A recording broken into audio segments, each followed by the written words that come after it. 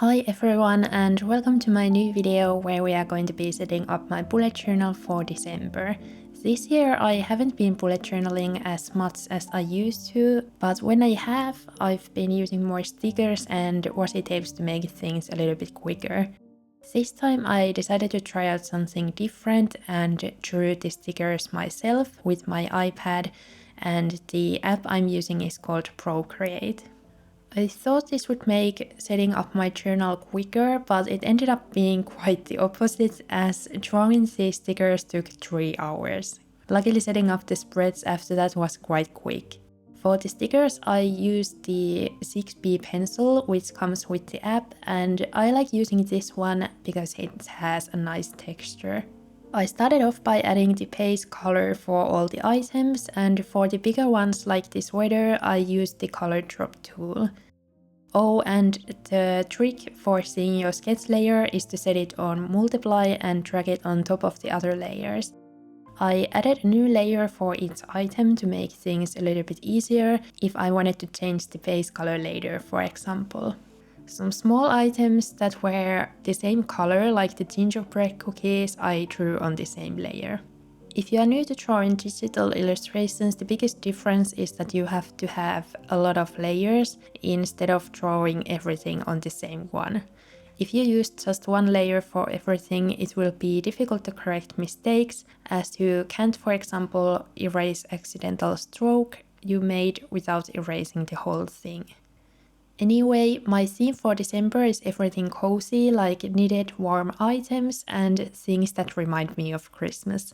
For example, I drew these glasses of mulled wine, which is called glögi here in Finland, and we have these special kinds of cups for them, which I wanted to recreate. I drew each color of the glögi cups on different layers, so adding highlights on the glögi would be easier. To add highlights, I added a new layer on top of the red one and used a clipping mask so the highlight would just be on top of it. Then I set that layer on add so the color would appear lighter, and usually I also set the opacity down a little bit.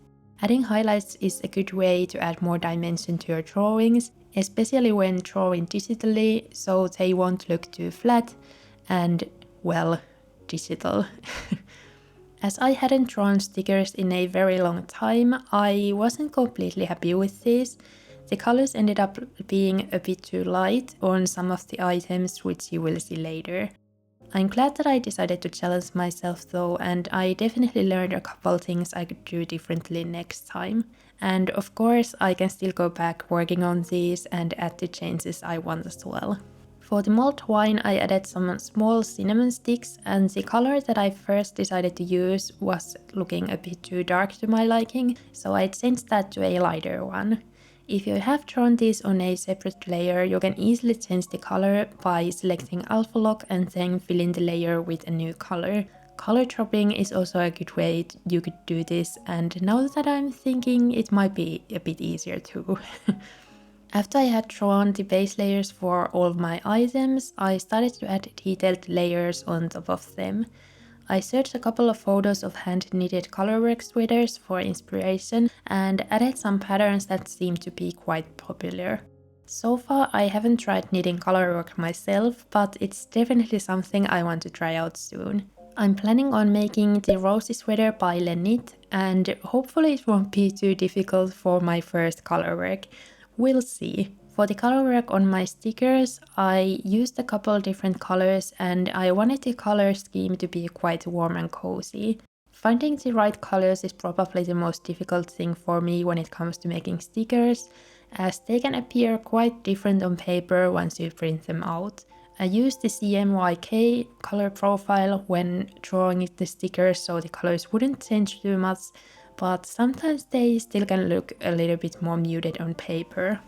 I remember that I was a bit nervous to use the red on the sweater as it seemed super bright, but it actually ended up looking really pretty on paper. I guess adding more contrast is also a great idea when you are drawing digital colorwork sweaters. I mainly wanted the sweater to have colorwork on top, so it wouldn't end up looking too busy. For the cuffs I used a lighter color, which might have been white actually, and I think keeping those parts simple was a good idea. After finishing the cuffs, I felt like the sweater had too little red in it, so I added a bit more on top, and I feel like that made the whole design a bit more cohesive. By the way, if you also knit, let me know which are your favorite patterns or designers, as I would love to check them out. So far I've knitted 2 cardigans, 2 sweaters and 4 t-shirts this year, if I remember right. Anyway, here you can see how the stickers turned out, and before I started slapping them everywhere on the page, I wanted to create a nice background for them. I went for my all-time favorite pattern to use in my journal, which is the gingham pattern. I used very light warm pink for the main color and left 2 spaces between each line to make the pattern a little bit bigger. Now thinking back, I could have also used a light brown for this, and that way my stickers would have had a little bit more contrast with the background, but what can I say, I just loved pink too much. After the pink parts were done, I went in with a light brown and added these thin lines between the pink ones. This way the pattern looked a bit more interesting and had more dimension. If you are not a fan of pink, you could always change up the colors to your liking. Light blue, for example, would work great as well. Now we are moving on to the easy part, which was adding the stickers. I started off by adding the sweaters, as those were the biggest stickers, and adding the smaller ones later would be easier. Because I was a bit scared that the ink hadn't had enough time to dry, I pressed the stickers down with my shirt instead of fingers, as the moisture from my fingers could have smudged the ink. When I was placing the stickers, I tried to add them evenly, so they wouldn't be a big empty space anywhere. Oh, and if you don't have stickers, you could always draw this directly on paper, and that would look beautiful as well. Colored pencils would work well with drawing the colorwork sweaters, for example. After I was happy with the placement of the stickers and didn't want to add any more in, I did my favorite little thing, which is to add some sparkle.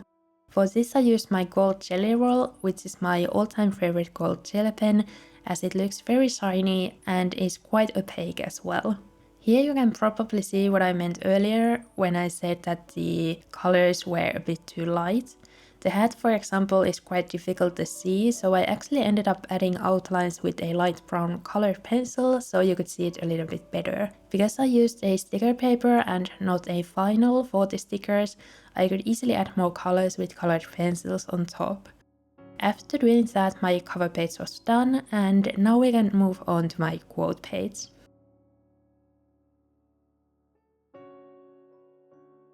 I hadn't done a quote page in a while, so I decided to give it a go. I used my regular handwriting for it, so it wouldn't take too much attention away from the cover. The quote that I chose goes like this: "Winter is the time for stories, staying warm by the fire and dreaming." I feel like this quote describes the winter feeling perfectly, as it's the perfect season to stay inside, wrapped up in a blanket, reading a book or knitting. For the decorations, I just added a couple plant stickers and call it a day. Oh, and I also added sparkles, of course.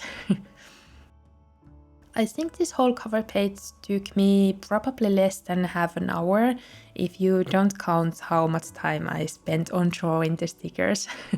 If you already have some stickers, this would be very quick to set up. Next we're moving on to my monthly spread, and this year I've combined it with my habit tracker to keep things a bit more simple. I started off by drawing the calendar with a Tombow 942, which is my favorite light brown Tombow shade. The boxes are 4 dots wide and 6 dots tall, so I have quite a lot of writing space for my small handwriting. Oh, and if you are interested in the Tombow shades and other supplies that I used in this video, I have written them down in the description as always, so check it out. For my habit trackers, I made little boxes with gingham patterns on them to tie this theme together. I'm too lazy to write the mini calendar numbers by hand, so making the calendars this way is my favorite way of doing it, and it looks cute as well. I used light pink for every other box and the same light brown that I used for the big calendar for the rest. For the writing, I used a pigma micron in size 03, and that is probably the size I use the most often for writing headers and weekdays and things like that. In December, I'm tracking 10 habits in total, like taking my vitamins and making my bed. The most surprising habit that I'm tracking is reading. Believe it or not, I've managed to read 3 books this year so far, and it may not sound like much, but I'm really proud of that as I've wanted to read more, but just haven't found the time or energy to do it for the longest time. Now I'm reading the 3rd book from the Hildur series by Sakura. If you like detective stories, I highly recommend it, and I think it has been translated to other languages than Finnish as well. For the decorations, I used some washi tape and the same stickers I made earlier. I struggled a bit with which washi tapes I wanted to use, so I tried a couple different ones and ended up using this light grit one from Paper Monogatari, and I think the other one is from Och Monika. This spread again was really quick and simple, and I really like how it turned out. I can't wait to start using it.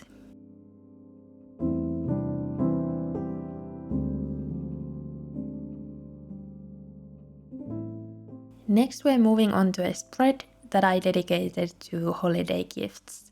I think giving gifts can be quite difficult because most people around me already have everything they need. If I have enough time, I always like to make some handmade little gifts for my loved ones, and that means that I have to start early.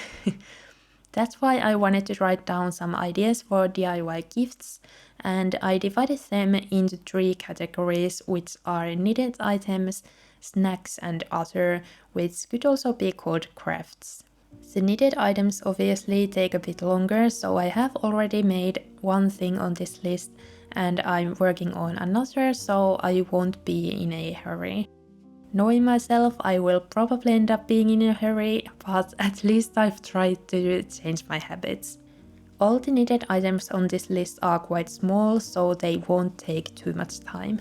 If you want to give something sweet to your loved ones, you could also make some date balls, or I don't know what they are called, but I will put a picture here.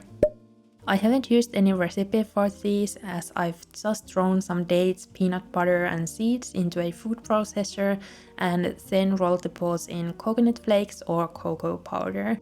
You could also bake some bread or a cake with cinnamon and other spices, and that would be a lovely gift as well.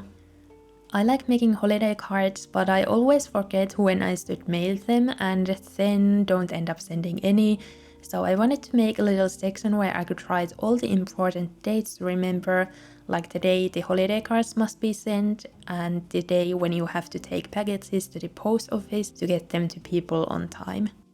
My sister, for example, lives abroad, and this year we probably won't get to spend Christmas together, which I'm really sad about, so I have to get her presents ready to ship a bit earlier. On the right side, I made a little checklist for myself, and here I will write what I want to give to each person, and I will also make a note if I have to ship the gift, so I remember to prioritize making those gifts first. I'd love to hear if you make any DIY gifts to your loved ones, and if there's something missing on this list, write that in the comments so we can get some ideas from each other. I think this spread might be my favorite from this setup just because it got me so excited for the holidays. If you struggle with birthday gifts, you could also include this gift idea spread in your bullet journal setup and write there if your friend is saying something they would like to have. That way you won't forget the different ideas and you can collect them in your journal in a longer period of time. For the decorations, I again added some stickers and washi tape, and this spread again was really quick to set up.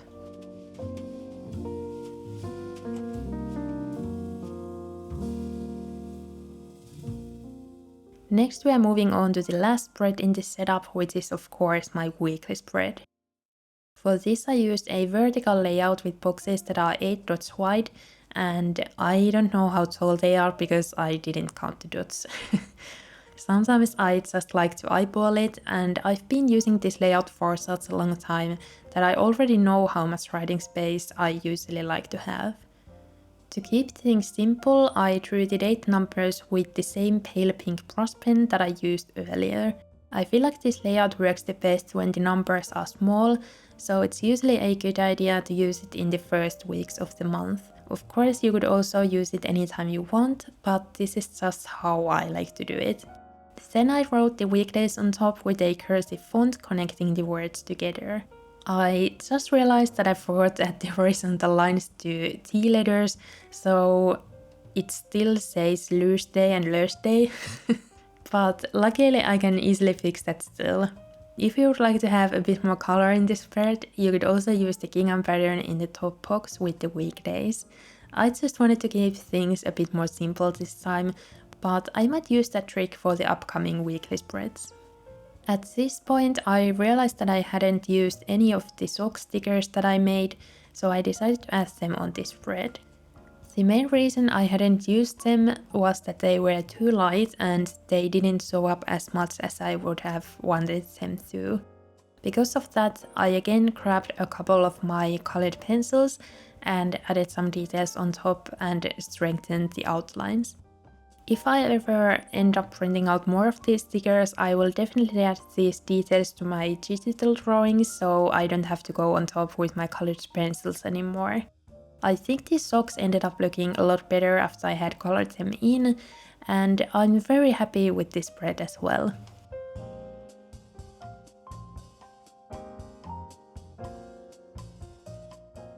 Now it's time for the final flip through, and I do really like how these spreads turned out. They look very cozy and remind me a lot of my favorite things like knitting, which makes me happy. I would love to hear what you think of this setup and if you would like to see more digital drawings from me. Remember to leave a like and also a cookie emoji in the comments if you enjoyed this video. Thank you so much for watching and I wish you happy holidays. Bye bye!